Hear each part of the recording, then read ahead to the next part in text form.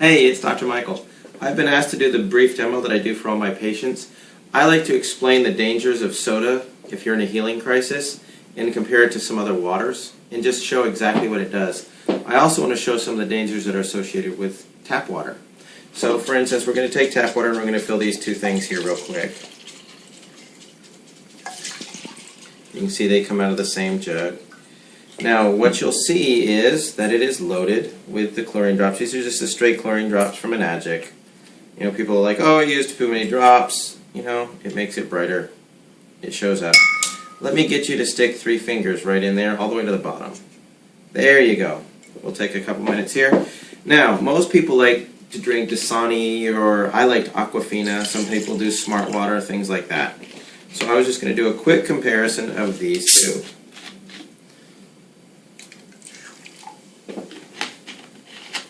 So if we look at how much the acidity level is compared to Enagic's 9.5 water, we will get a comparison. Now this, mind you, is just water from Dasani. It is not soda. You'll see that the colors are all real similar. Here's the 9.5 water. And yeah, this is what I do probably 4 or 5 times a day when people ask me why they shouldn't drink sodas. You can tell from the pH chart that this is about 10.0, 11, 9.5, somewhere in there. This is the soda, Sprite. You can tell its acidity level is way down at the bottom of the chart. And surprisingly, this is Dasani water, one of the more common bottled waters. So what it does is, it is an extreme acid. If you're trying to have available oxygen, hydrogen, and antioxidants in your water, what you're going to run into is, if you think, oh, I'll just drink 1 soda a day, what you're doing to contaminate your system. So, for instance, if you're drinking water from Dasani, it rebalances out pretty quickly. It'll bounce up, gets it done. If you do the same thing with soda, though, you'll find that it doesn't change hardly at all. In fact, with this 32-ounce glass of water, it only takes a capful to start destroying that water and turning the whole thing acidic. You can tell that it does it pretty quickly.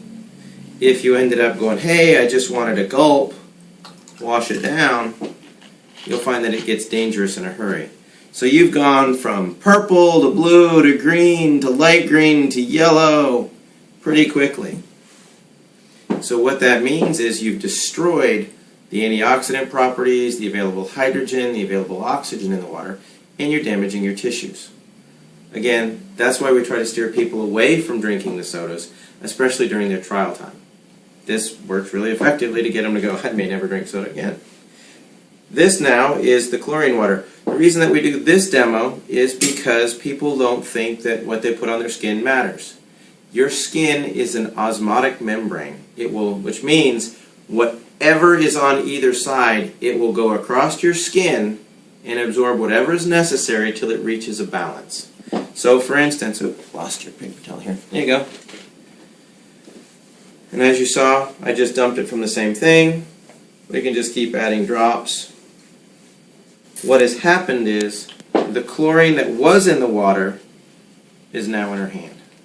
The skin has literally absorbed it, and you can see the color differential. It's night and day.